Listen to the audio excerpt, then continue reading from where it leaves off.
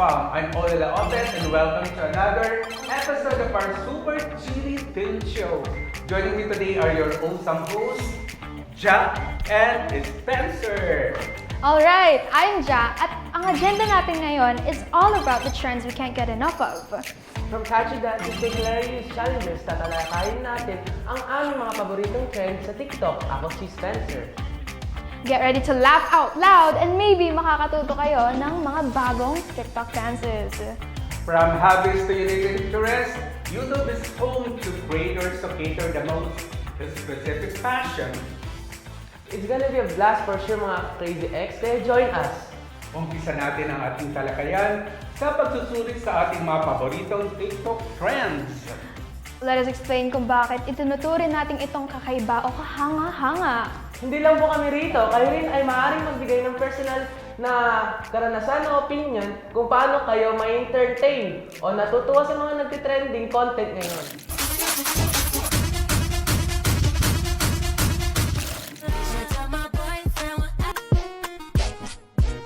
Ain't never had a pretty girl from Joburg to me now and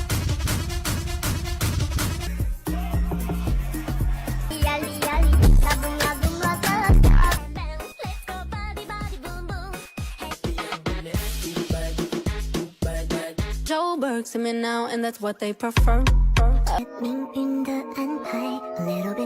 Sa mga napanood natin, which one is your favorite TikTok trend?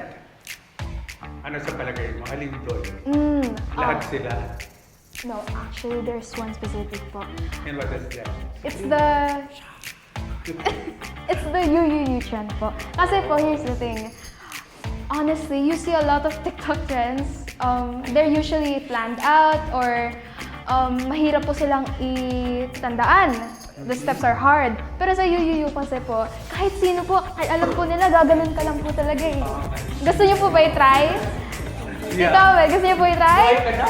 Spencer, do you want to try it? No. Okay. Of course you can do that, Spencer. Yes, but I don't want to right now po. Okay. Bigyan diin natin ng mga iba't ibang uri ng mga trend mula sa mga sayaw hanggang sa mga challenges. And we encourage our viewers to share their favorite trends and YouTuber in the comments. Moving on to our second topic, Crazy X-Farmer, talking about your favorite YouTubers. We've got a scoop on who's making our screens light up. Yung mga trending lagi. So share your faves in the comments and let's chat about the content creators that keep us hooked. Nasabi ng mga magulang natin, ano ba, hindi mo ba siya natatantanan? Oo nga naman, dapat daw, pag sinabihan ng magulang sa kapanood ng YouTuber, dapat tantanan. So, tantanan ang panunood pag sobra na ng oras, di ba? I'm sure guilty ka dyan. How long, do you watch? Oh, not that long po. Siguro an hour. Opo, sakto po. Ayan. And Spencer? Not that long din po, mga 6 hours. Okay, 6 hours, my God! Half of my day. Anyway, go! Correct ka nga, Spencer. Mahirap nga bumitaw sa mga super masaya at good vibes ng mga YouTuber. Kaya punta na tayo sa second question. Who is your favorite YouTuber? Mine is 17 po. Mine is SB19. And yours is? Mine is Crazy Rug po. Why? Because he's very funny po and entertaining to watch. He has a lot of ideas po. Wow, nice. Oo. Hi everyone! My favorite TikTok and my favorite vlogger is Aya Barha. Nagagandahan ako sa mga henji niya, pag-transitions niya at pagsayaw niya. I really love her expression sa face niya kapag sumasayaw siya. Nakilala ko si Aya nung pandemic kasi dumaan siya dati sa FYP ko and sabi ko sa sarili ko, wow! Ang ganda niya magawa ng sarili ng content.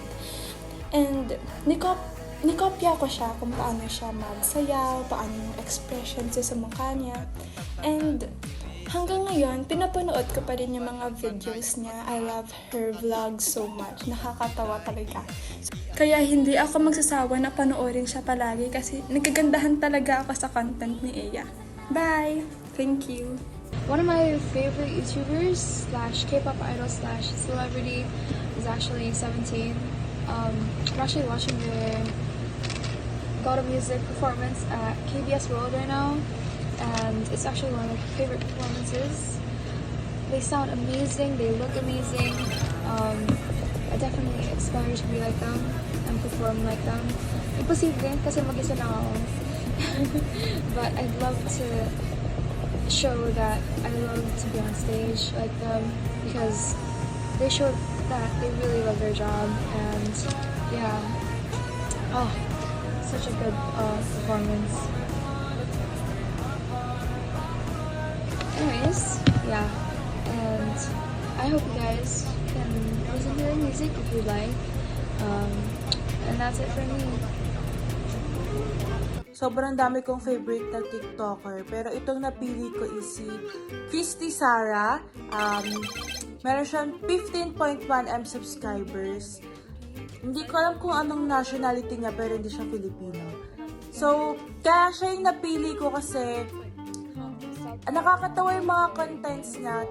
Ano lang, puro fun, and lagi niya pinaprank yung asawa niya, si Desmond. And sobrang gusto ko yung relationship nila kasi ang funny lang nila. Parang kung ako yung anak nila, hindi talaga ako maboboring sa bahay kasi parents ko talagang nakakatawa. Then, gusto ko rin yung mga fashion niya, yung mga makeup niya. Ang ganda niya mag-makeup at syempre maganda rin siya. And so ito talaga, super sexy niya as in. Yung body niya, yun yung dream body ko. Kaya ko rin siya naging favorite. Kasi pag talagang pinapanood ko yung mga video niya, tapos lalo na pag sobrang fitted ng mga clothes niya, talagang hindi na ako kakain, magda-diet na talaga ako. So yun, kaya ko siya favorite kasi parang na-inspire ako sa kanya. And ang ganda niya talaga manamit. Yung way niya manamit, ganun yung mga gusto kong damitan kung sakali mang pumeta ko. Sana pumayat. So ayun. For me naman po, my favorite content creator is Edwin Herring Jr. po kasi he makes really funny content and he's really good at singing. I wanna be like him someday. For me naman po, ang favorite TikToker ko probably is Emelo Potato because he gives up life advices. Imbes na, random content, magbibigay siya ng advice sa'yo. Minsan pampa-boost ng confidence or minsan pampakilig. He gives love advices too. Kaya kung delulo ka, pwede ka sa page niya. Ayun, maganda kasi may advice ka para may knowledge ka about life. Hi! My favorite TikToker is si Rose Ordonez. Kasi yung content niya is more on sa acting and I just really love her kasi parang 2-in-1 siya. So, pwede siya mag-portray as a girl and a boy and makikita mo talaga through her eyes kung gaano siya kagaling mag-act. So, yun. This is my alter ego. Anita Maxwin. Anita Maxwin. Maxwin. Anita Maxwin. Maxwin.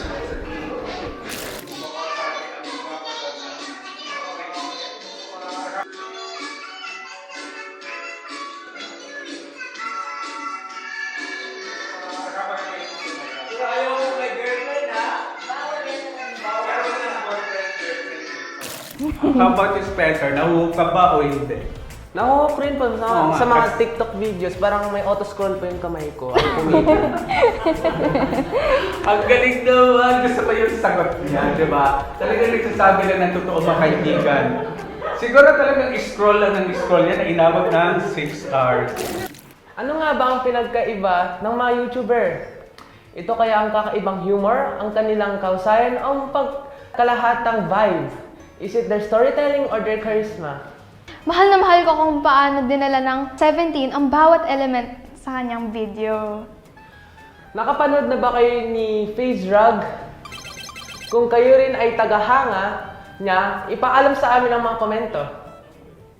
Pero ako, now for my top pick, it has to be SB19. Yeah, I find myself hooked every time napapanood ko ang kanyang video and I reported that several times sa YouTube channel din namin sa iba. Parang mga tipong mga ganun lang yung drama. And Si 17 naman po, ito po ang paborito ko kasi po, there's something special about the way they make their content and because they're very responsible with it and they're very masipag po. they can connect to their audience, Opo. diba? So there you have it, our current favorite YouTubers. Kung kayo rin ay tagahanga ni FaceRug o may iba pang paborito, ipaalam sa amin sa ibaba. Gusto namin marinig ang iyong mga rekomendasyon at opinyon. Now that we've heard Ja and Spencer topics, let's dive into the discussion. Are they any surprising similarities or intriguing differences in their choices? I'm sure magkaiba. Magkaiba because I cannot identify kung anong pagkakaiba because I don't watch the two of you guys, yung mga paborito nyo. Sorry God, hindi ko talaga napapanood. But ano yun? Anong differences nila? Kasi po, 17 is actually a K-pop group. They perform worldwide naman po and they create content that connects with me, and because of their humor, it's really funny to me and I really enjoy it. Pero sa kay Spencer naman po, Actually, no, don't believe her. They are all good looking. wala naman po sinabi. Oy, good looking lahat ng 17. Spencer, about your... Si FaceRug naman po, binoblog niya lang po yung buhay niya, making pranks and those stuffs po. Like a normal YouTuber po, like a normal vlogger. So, gusto mo rin yung gawin yung ikaw? Apo. If ever given a chance to do your own vlog, will you do the same thing? I actually would po. Wow, very good. Anyways, hindi po kami nanggagaya. Alam ko na yung mga paborito niyo talagang YouTuber, di ba? Pero ito lang ang masasabi ko lang. Sinong angat sa inyong dalawa? 17. FaceRug Ako po. na to. Ay, huwag kayong mag-away. 20 million subscribers. Sabi ko pag angat, matangkad kasi siya, pumayag na tayo. Di ba? Sa bagay, mataas naman ikaw sa akin. Okay, height na matataas, pero panoorin niyo talaga lahat because even the Crazy X, talagang they will produce good content. May sariling style din ito, kaya watch for it. For me naman, favorite YouTuber ko si FaceRug kasi napakabait niya, napaka-humble. Tumutulong siya sa mga tao, tapos he also plays basketball. Ang sa akin naman, yung favorite YouTuber ko ay, or yung vlogger talaga, si Markiplier. He is, foreigner siya. Hindi siya taga-Pilipinas. And sikat na sikat talaga siya. I don't know, it's just that every time I watch his videos, I feel like this sort of connection talaga with him. It's like, it makes me want to keep watching his videos talaga. I always watch him when I'm eating breakfast, when I'm eating lunch. It's just, I don't know, it's like a drug talaga. And yeah, that's about it. Bali, ito yung mga hilig ko panoorin sa mga YouTube. Kagaya ng mga Korean na nagmumukbang. Ito nga yung halimbawa, yan, mga pagkain na ganyan. Mahilig din kasi ako sa mga Korean food at sa mga ibang mga dishes, lalo na pag mga ibang bansa. Sarap kasi ng panoorin habang kumakain, diba? Nakakataka.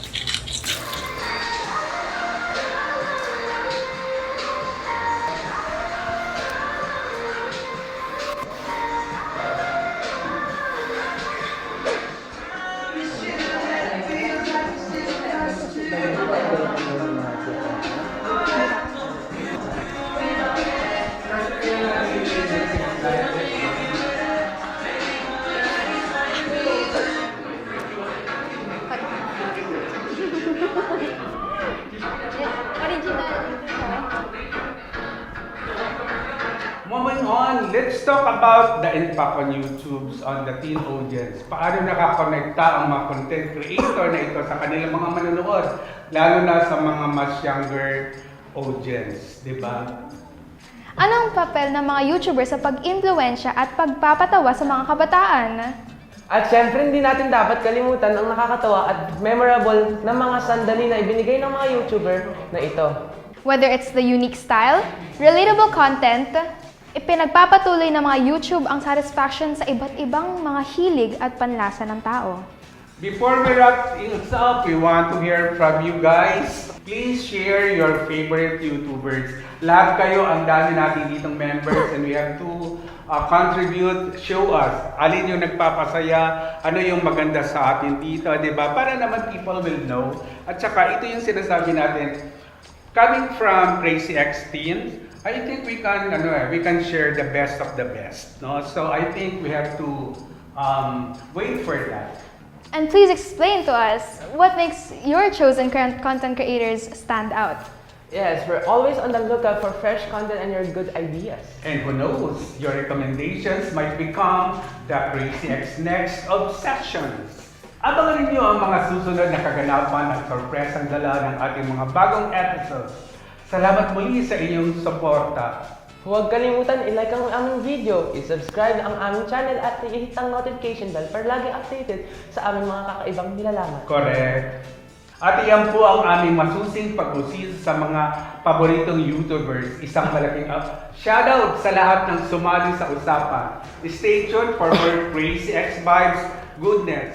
Remember, always seek knowledge With fun And entertainment. Yes. Bye.